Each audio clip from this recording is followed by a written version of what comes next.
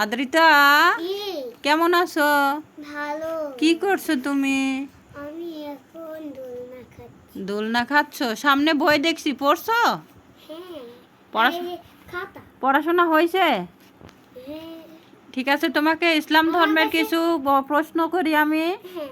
আচ্ছা, তুমি উত্তর দাও। হ্যাঁ, তোমার ধর্মের নাম কি? ইসলাম ধর্ম। তোমার নবীর নাম কি?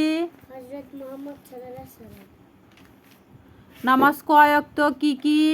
5 ওয়াক্ত, ফজর, যোহর, আসর, মাগরিব, এশা। তোমার আদি পিতার নাম মনে আছে? হ্যাঁ। বলো তো। আদম আলাইহিস সালাম। আদম আলাইহিস সালাম। হুম। তুমি কি কালেমা তাইয়্যিবা মুখস্থ বলতে পারবা? মুখস্থ?